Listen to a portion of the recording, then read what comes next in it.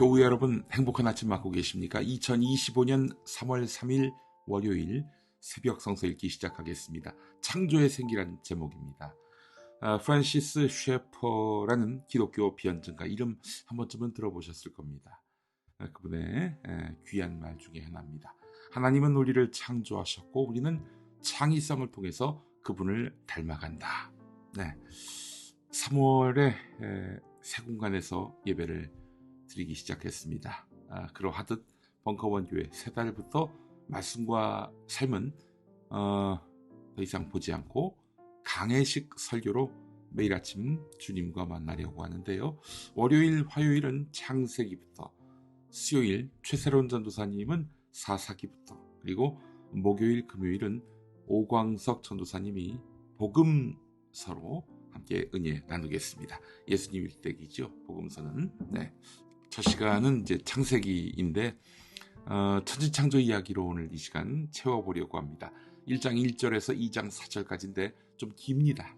말씀 함께 지금부터 읽도록 하겠습니다. 새 번역입니다.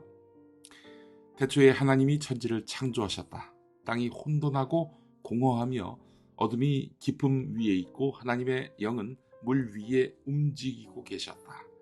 하나님이 말씀하시기를 빛이 생겨라 하시니 빛이 생겼다. 그 빛이 하나님 보시기에 좋았다. 하나님이 빛과 어두움을 나누셔서 빛을 낮이라 하시고 어둠을 밤이라 하셨다.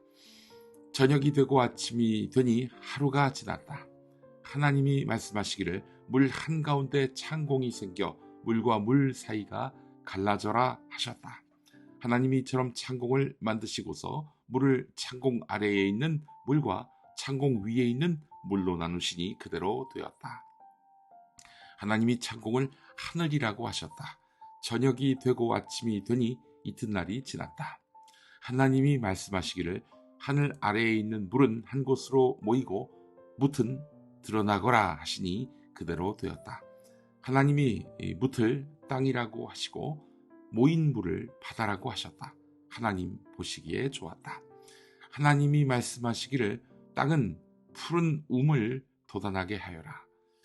씨를 맺는 식물과 씨 있는 열매를 맺는 나무가 그 종류대로 땅 위에서 돋아나게 하여라 하시니 그대로 되었다. 땅은 푸른 움을 돋아나게 하고 씨를 맺는 식물은 그 종류대로 나게 하고 씨 있는 열매를 맺는 나무를 그 종류대로 돋아나게 하였다. 하나님 보시기에 좋았다. 저녁이 되고 아침이 되니 사흔날이 지났다. 하나님이 말씀하시기를 하늘 창공에 빛나는 것들이 생겨서 낮과 밤을 가르고 계절과 날과 해를 나타내는 표가 되어라. 또 하늘 창공에 있는 빛나는 것들은 땅을 환히 비추어라 하시니 그대로 되었다. 하나님이 두 큰 빛을 만드시고 둘 가운데서 큰 빛으로는 낮을 다스리게 하시고 작은 빛으로는 밤을 다스리게 하셨다. 또 별들도 만드셨다. 하나님이 빛나는 것들을 하늘 창공에 두시고 땅을 비추게 하시고 낮과 밤을 다스리게 하시며 빛과 어둠을 가르게 하셨다. 하나님 보시기에 좋았다. 저녁이 되고 아침이 되니 나흔날이 지났다. 하나님이 말씀하시기를 물은 생명을 번성하게 하고 새들은 땅 위 창공으로 날아다녀라 하셨다. 하나님이 커다란 바다짐승들과 물에서 번성하는 움직이는 모든 생물을 그 종류대로 창조하시고 날개 달린 모든 새를 그 종류대로 창조하셨다. 하나님 보시기에 좋았다. 하나님이 이것들에게 복을 베푸시면서 말씀하시기를 생육하고 번성하여 여러 바닷물에 충만하여라. 새들도 땅 위에서 번성하여라 하셨다. 저녁이 되고 아침이 되니 닷새 날이 지났다. 하나님이 말씀하시기를 땅은 생물을 그 종류대로 내어라. 집짐승과 기어다니는 것과 들짐승을 그 종류대로 내어라 하시니 그대로 되었다. 하나님이 들짐승을 그 종류대로, 집짐승도 그 종류대로, 들에 사는 모든 길짐승도 그 종류대로 만드셨다. 하나님 보시기에 좋았다. 하나님이 말씀하시기를 우리가 우리의 형상을 따라서 우리의 모양대로 사람을 만들자. 그리고 그가 바다의 고기와 공중의 새와 땅 위에 사는 온갖 들짐승과 땅 위를 기어다니는 모든 길짐승을 다스리게 하자 하시고, 하나님이 당신의 형상대로 사람을 창조하셨으니 곧 하나님의 형상대로 사람을 창조하셨다. 하나님이 그들을 남자와 여자로 창조하셨다. 하나님이 그들에게 복을 베푸셨다. 하나님이 그들에게 말씀하시기를 생육하고 번성하여 땅에 충만하여라. 땅을 정복하여라. 바다의 고기와 공중의 새와 땅 위에서 살아 움직이는 모든 생물을 다스려라 하셨다. 하나님이 말씀하시기를 내가 온 땅 위에 있는 씨 맺는 모든 채소와 씨 있는 열매를 맺는 모든 나무를 너희에게 준다. 이것들이 너희의 먹거리가 될 것이다. 또 땅의 모든 짐승과 공중의 모든 새와 땅 위에 사는 모든 것, 곧 생명을 지닌 모든 것에게도 모든 푸른 풀을 먹거리로 준다 하시니 그대로 되었다. 하나님이 손수 만드신 모든 것을 보시니 보시기에 참 좋았다. 저녁이 되고 아침이 되니 엿새 날이 지났다. 2장입니다. 하나님은 하늘과 땅과 그 가운데 있는 모든 것을 다 이루셨다. 하나님은 하시던 일을 엿새 날까지 다 마치시고 이렛 날에는 하시던 모든 일에서 손을 떼고 쉬셨다. 이렛 날에 하나님이 창조하시던 모든 일에서 손을 떼고 쉬셨으므로 하나님은 그날을 복되게 하시고 거룩하게 하셨다. 하늘과 땅을 창조하실 때의 일은 이러하였다. 네, 교우 여러분, 오늘 우리는 창세기 1장 1절에서 2장 4절까지의 말씀을 통해 하나님의 창조에 대해서 묵상을 하고 있습니다. 첫 구절 어떻게 나와 있습니까? 태초에 한처음에 하나님이 천지를 창조하셨다. 이 말은 단순히 지구의 기원을 이야기하는 것이 아닙니다. 하나님이 세상의 주인이시고 우리가 그분의 뜻 안에서 살아가야 할 존재임을 말하고 있는 것입니다. 창조 이야기, 우리의 정체성을 밝히는 것이고 우리가 어떻게 살아가야 하는지를 보여주는 것이지요. 창조의 과정에서 하나님은 말씀으로 세상을 창조하셨습니다. 빛이 있어라 하니까 빛이 생겼고 온 세상이 하나님의 질서대로 조화를 이루게 됐던 것이죠. 네, 하나님은 창조를 끝내실 때마다 날마다 보시기에 좋았더라 라고 선언하셨습니다. 자, 우리는 지금 이 지구를 그렇다면 보시기에 좋은 상태로 보존해야 하는데 말이죠. 어떻습니까? 그러합니까? 게다가 세상은 온통 또 갈수록 혼돈과 불안에 쌓여 있지 않습니까? 우리는 이것에 대해서 극한 채무감을 가져야 하는 것입니다. 우리 삶이 때로는 혼란스럽고 방향을 잃을 때마다 우리는 창조주 하나님의 창조 질서, 그 원형을 항상 생각하면서 돌아갈 수 있어야 하는 것이죠. 하나님은 마지막 날 가장 특별한 존재인 인간을 만드셨습니다. 엿새 날. 하나님이 당신의 형상대로 사람을 창조하셨으니 곧 하나님의 형상대로 사람을 창조하셨다. 네, 우리는 단순한 생명체가 아니라 하나님의 형상을 따라 창조된 아주 소중한 존재입니다. 그 어떤 생물식물보다도 소중한 존재인 것입니다.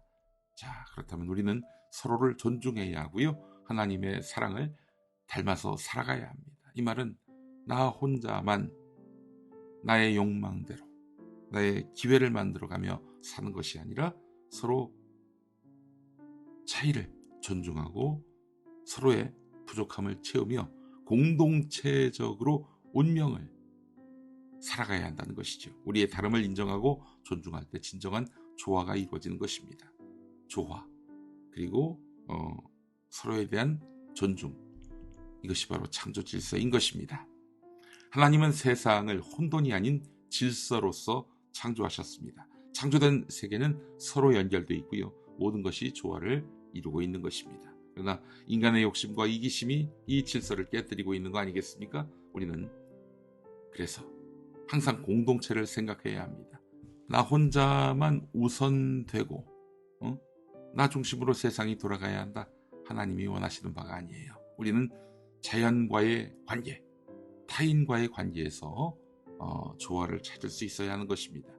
우리는 창조 세계를 보호하고 자연과 환경을 돌보는 책임을 가진 청지기들입니다. 하나님의 뜻에 맞게 우리가 세상을 관리해야지 나의 욕망대로 세상을 관리할 수는 없는 것입니다. 하나님께서 우리에게 맡기신 세상을 잘 가꾸고 생명의 소중함을 지키는 것이 우리의 사명인 것입니다. 하나님은 창조를 마치신 다음에 어떻게 하셨습니까? 7째 날에 안식하셨습니다. 하나님은 하시던 일을 13날까지 다 마치시고 1의 즉 7일 날에는 하시던 모든 일에서 손을 떼고 쉬셨다.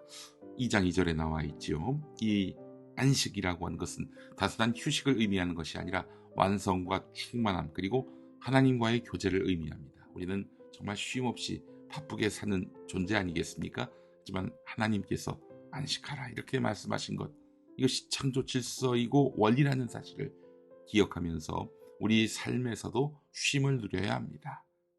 아울러 세상은 각박하게 돌아가는 것이 창조 질서가 아님을 알 수가 있습니다. 그렇기 때문에 나 자신만이 아니라 타인도 안식할 수 있어야 합니다. 우리는 안식하도록 지음받은 존재예요. 막 일이 좋다고 혹은 먹고 살기 위해 일에 얽매여서 하루도 쉬지 못한다? 하나님이 절대로 원치 않다는 것이죠. 자, 이런 안식을 주시는 이유가 뭡니까? 우리가 6일 동안 열심히 일하고 그리고 7일은 쉰다. 일할 수 없는 밤을 이제 맞이하게 되는 것이죠. 창조 이야기는 단순한 과거의 사건이 아니라 현재와 미래에도 유효한 작동하고 있는 소망의 메시지입니다. 하나님은 혼돈 가운데 질서를 세우셨고 어둠 가운데 빛을 창조하셨습니다. 우리의 삶이 아무리 어려운 상황에 놓여 있다 하더라도 하나님은 우리를 새롭게 창조하시고 회복시키실 수가 있는 것입니다. 절망적인 순간에도 우리는 새로운 시작과 회복이 가능함을 알아야 합니다. 하나님께서 우리 각자를 향한 계획을 갖고 계시고요. 그 계획은 언제나 선하고 온전한 것입니다. 태초에 하나님이 천지를 창조하셨다. 굉장히 오래전 이야기 같지만 오늘 살아 숨쉬는 하나님의 사랑과 구원의 메시지란 것을 잊지 말아야 할 것입니다. 여러분, 우리는 창조받은 사람들입니다. 하나님과 같을 수는 없지만 그분을 닮아서 존귀한 존재로 살도록 이렇게 부름받았습니다. 그렇게 우리는 나만이 아니라 서로를 존중하고, 왜냐? 상대방도 피조물이니까요. 하나님의 귀한 창조물이니까요. 우리가 서로 존중하고 사랑하면서 살아가야 합니다. 창조신앙은 단순히 하늘에서 초자연적인 힘으로 무언가를 만들어낸 그런 능력을 의미하지 않습니다. 오늘 우리에게 원하시는 삶의 방법인 것이죠. 서로의 다름을 인정하고 존중해야 합니다. 서로에게 안식과 또한 쉼을 주어야 하는 것입니다. 함께 소망을 품고 살아가야 합니다. 하나님이 창조하신 이 세상을 우리가 어떻게 가꾸고 있습니까? 우리는 정말 하나님의 뜻을 존중하면서 살아가고 있습니까? 이 말씀을 통해서 우리의 삶을 되돌아보고 창조신앙을 실천하는 우리 모두가 됐으면 좋겠습니다. 기도하시죠. 태초에 아무것도 없던 혼돈 속에서 말씀으로 빛을 창조하시고 아름다운 세상을 만드신 하나님. 하나님께서 보시기에 좋았다 하신 그 선하고 조화로운 창조 세계 속에서 우리가 살고 있음을 기억하게 하옵소서. 우리가 매일 마주하는 자연과 생명이 하나님의 손길을 담고 있음을 깨닫게 하시고 주어진 환경과 자원을 소중히 여기며 돌볼 수 있는 지혜를 주옵소서. 예수님의 이름으로 기도합니다. 아멘. 너무 일찍 돌아가셔서 안타까운 아티스트 신상우 님이 만든 노래입니다. 창조의 세기, 김은정 씨가 부른 노래인데요. 이 찬양 함께 하시면서 오늘 하나님의 창조의 생기를 느끼시기 바랍니다. 저는 내일 돌아오겠습니다. 창세기 2장으로 계속 이어가겠습니다. 고맙습니다.